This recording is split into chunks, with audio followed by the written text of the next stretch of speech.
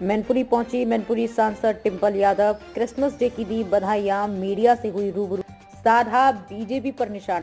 जनपद मैनपुरी के महिला मोर्चा सपा जिलाध्यक्ष ज्योति मैसी के निजी आवास पर देर रात के दौरान क्रिसमस डे के अवसर पर बधाई देने पहुंची मैनपुरी सांसद डिंपल यादव का क्रिश्चियन लोगों ने स्वागत किया, जहां क्रिश्चियन समुदाय के लोगों को क्रिसमस डे की बधाई दी। इसके उपरांत वे मीडिया से रूबरू हुई। उन्होंने कहा, मैं समझती हूँ कि भाजपा की जो सरकार है, जमीनी मुद्दे हैं, काम नहीं कर रही है, जैसे कि युवाओं की नौकरियां हैं, सरहद पर जो आज की परिस्थितियां बनी हुई हैं वहां पर, और हमने पुंछ में घटना देखी है।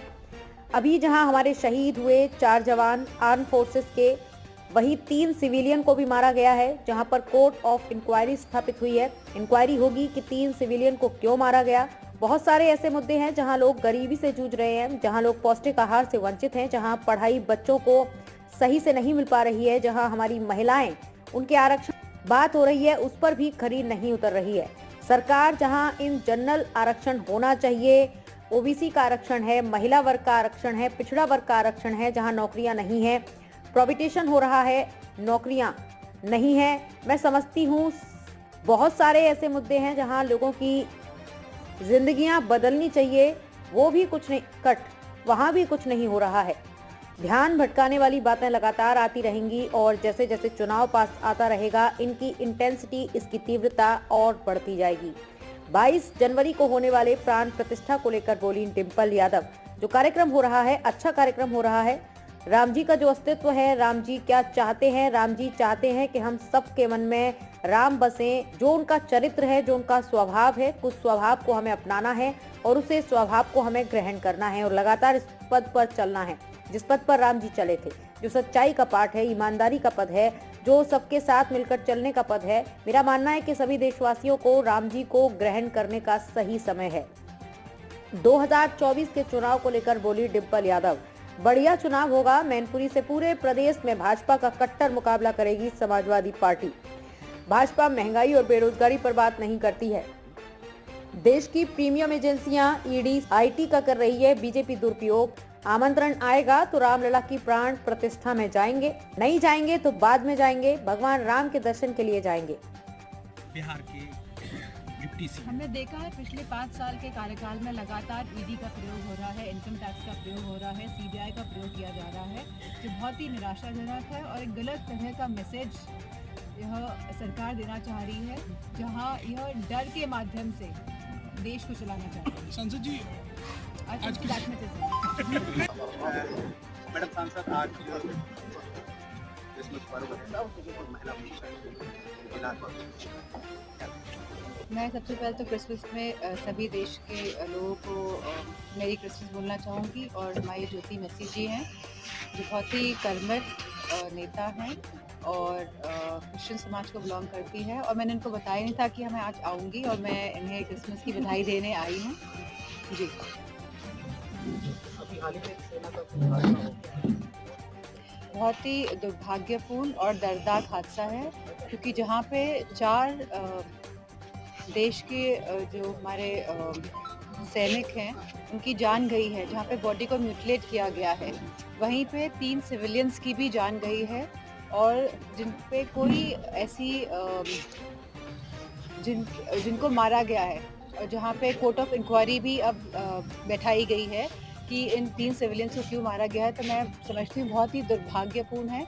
और मैं समझती हूँ कि गवर्नमेंट को तथ्यों को सामने रखना चाहिए। और जो कहते हैं सदन में कि पत्थर नहीं चल रहे हैं, तो कश्मीर की हालत आज भी सुधरी नहीं है। ब्रजभूषण बाहुबली अपने बाहुबल के दम पर संघ के अपने सहयोगी कुश्ती संघ के अध्यक्ष भी बन गए। अचानक सरकार बैकफुट पे आई 72 घंटे के, क्या वजह रही? कुश्ती संघ के अध्यक्ष उनके वो नहीं बने, उनके सहयोगी बने। तो मैं समझती हूँ जब सरकार के पास समय था, जब इनको हटाना चाहिए था ब्रजभूषण जी को, तब सरकार ने हटाया नहीं। और मुझे लगता है कि सोची समझी साजिश के तहत और जनता में एक मैसेज देने के तहत, पॉजिटिव मैसेज देने के तहत ये कार्य किया गया है कि जहां उनके सहयोगी को संघ का अध्यक्ष बनाया गया है और फिर तुरंत उन्हें हटाया गया है। एक दिन पहले ब्राह्मण महासमाज की एक बैठक, तमाम बार खासकर स्वामी प्रसाद मौर्य हमेशा समाज के प्रति कुछ न कुछ टिप्पणी करते हैं। राष्ट्रीय अध्यक्ष जी ने ये स्वीकार किया, उन्हें रोका भी कि समाज के प्रति इस तरीके से टिप्पणी ठीक नहीं। क्या देरी नहीं हुई?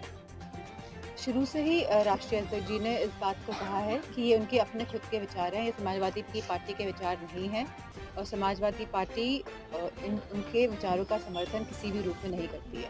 142 सांसदों पर बहुत ही दुर्भाग्यपूर्ण है और हिंदुस्तान की जो डेमोक्रेसी है, जो सबसे बड़ी डेमोक्रेसी है, जो लोकतंत्र है, वो भारत का लोकतंत्र है और एक साथ हाँ मुझे भी हटाया गया, सस्पेंड किया गया है, तो ये बहुत ही दुर्भाग्यपूर्ण है और इससे ना केवल हिंदुस्तान में, ना केवल हमारे भारत में, बल्कि पूरे विश्व में इस बात का उल्लेख हुआ है और हमेशा, और यह जो घटना है इतिहास के पन्नों में यह जड़ दी गई है और हमेशा ऐसे याद किया जाएगा कि एक डेमोक्रेसी ऐसी थी, एक लोकतंत्र ऐसा था जहां एक सरकार ने 142 सांसदों को सस्पेंड किया है।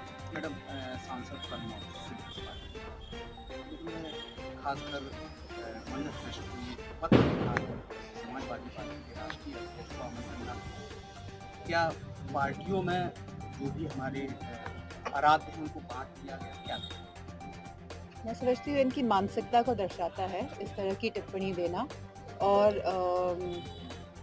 जो भारत का जो सनातन धर्म की बात करते हैं, जहाँ राम राज्य की बात हो रही है आज, तो मेरा मानना है और मेरा समझना है कि हम सबको अपने हृदय में, अपने अंदर को जो राम जी के स्वभाव है उनको अपनाना है, उनको ग्रहण करना है और इस तरह की टिप्पणियां करके यह उनका चरित्र को दर्शाता है। क्या 22 जनवरी को आप जाएंगे?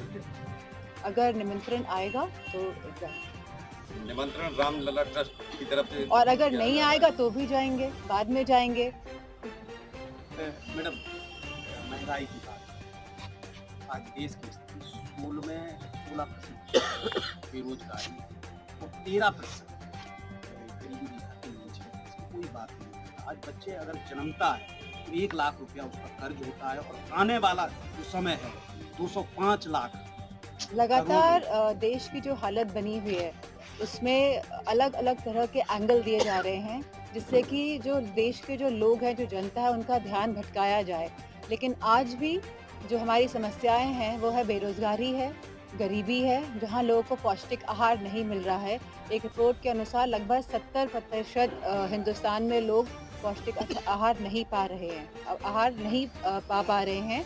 इसी के साथ जहां सरकार एक तरफ 5 किलो आटा तो दे रही है, लेकिन वहीं यह सरकार नौकरी भी नहीं दे पा रही है और यहीं मनरेगा से जो रोजगार मिलता था गांव-गांव में भी, वो उसमें भी लगभग 50% की गिरावट हुई है। तो मैं समझती हूँ सरकार कई सारे ऐसे क्षेत्र हैं जहाँ विफल साबित हो रही है।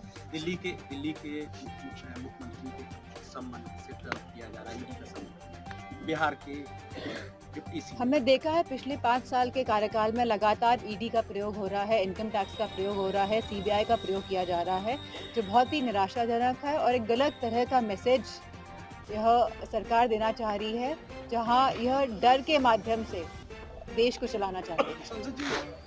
I think that much is enough.